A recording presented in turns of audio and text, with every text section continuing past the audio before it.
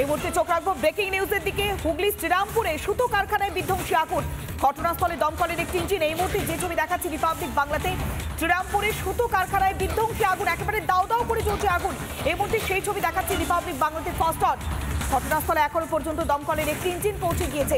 যুদ্ধকালীন গতিতে চলছে আগুন নেভানোর কাজ, তবে এখনো পর্যন্ত আগুন দাও দাও করে জ্বলছে। যেহেতু সুতোর মতো পদার্থ সেখানে মজুদ ছিল, তুলো সুতো থাকার জন্য আগুন দ্রুত ছড়িয়ে পড়ে।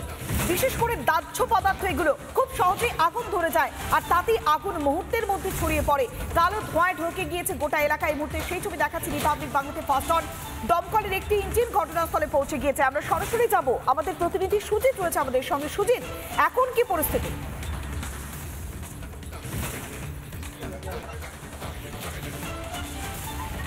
দেখো, দমকলের যে ইঞ্জিন ছবিটা দেখো, অনেকটা কিন্তু আগুন পরিস্থিতিতে আনতে পারলেও এখনো কিন্তু বিভিন্ন জায়গাতে পকেট ফায়ার রয়েছে। সেই কারণে কিন্তু দমকলের যারা আধিকারিকরা রয়েছে তারা আগুন নিবানোর চেষ্টা করছে, সেই ছবিটা দেখতে পাচ্ছ।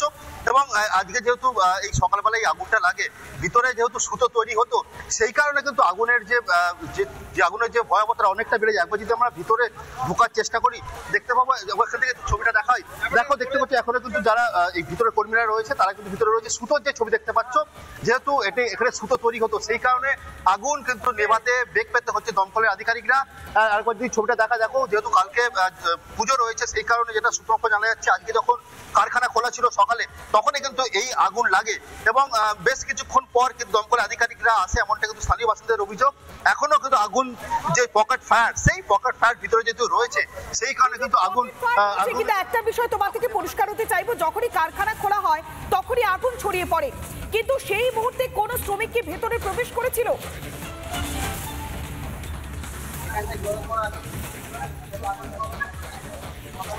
দেখো, সেটাই কিন্তু জানে, যখন আগুন লাগে, অর্থাৎ যেহেতু কালকে বিশ্বকর্মা পুজো, সেই কারণে ভিতরে শ্রমিক ছিল, যখন আগুন লাগে তারা বেরিয়ে চলে আসে কারখানা থেকে। এবং সেই ছবিটা তোমাকে দেখাবো, পুলিশ যারা দমকল আধিকারিক রয়েছে তারা কিন্তু এই পাঁচিলটা ভাঙে। এই পাঁচিল ভেঙেই কিন্তু আগুন নিয়ন্ত্রণে আনার চেষ্টা করে, এবং দেখতে পাচ্ছ সেই যে কারখানা যে বিভিন্ন জিনিস সেগুলো ছড়িয়ে ছিটে রয়েছে। এবং এখনো কিন্তু ভিতরে যদি ছবিটা দেখাই, দেখতে পাবে ভিতরে কিন্তু এখনো আগুন, যে আগুনের ছবি সেটা কিন্তু পরিষ্কার বোঝা যাচ্ছে। এখনো কিন্তু যে পকেট ফায়ার সেটা রয়েছে, ভিতরে কিন্তু এখনো আগুন জ্বলছে। যারা দমকলের আধিকারিকরা রয়েছে তারা কিন্তু আগুন নেভানোর চেষ্টা করছে। যে এখানে যেহেতু সুতো তৈরি হতো, সেই কারণে কিন্তু আগুন অনেকটাই বেড়ে গেছিল। স্থানীয় বাসিন্দারা রয়েছে, তাদের সঙ্গে কথা বলার চেষ্টা করবো। কখন আগুন লেগেছে? কত বছর ধরে কারখানাটা? অনেকদিন। যখন আগুন লাগে তখন তো ভিতরে কর্মী ছিল জানা যাচ্ছে, তারা কি দৌড়ে বেরিয়ে পড়ে?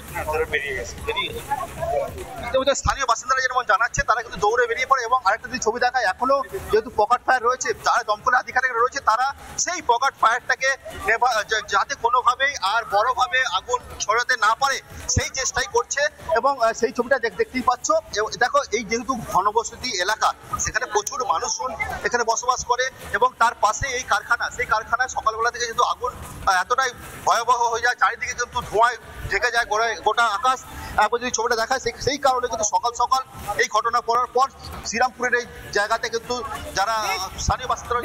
সুজিত, যে ছবি তুমি লাগাতার তুলে ধরছো, এখনো পর্যন্ত আগুন নিয়ন্ত্রণে আসেনি। বেশ খানিকটা অংশে আগুন নিয়ন্ত্রণে এলেও পকেট ফায়ার রয়েছে কিনা সেই বিষয়ের জন্য কুলিং প্রসেস জারি রয়েছে। অনেক ধন্যবাদ। সরাসরি ছিলেন আমাদের প্রতিনিধি সুজিত গৌড়।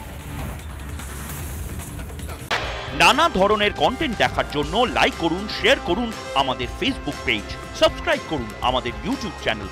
পাশাপাশি অন্যান্য ব্রেকিং নিউজের জন্য অবশ্যই চোখ রাখুন রিপাবলিক বাংলায়।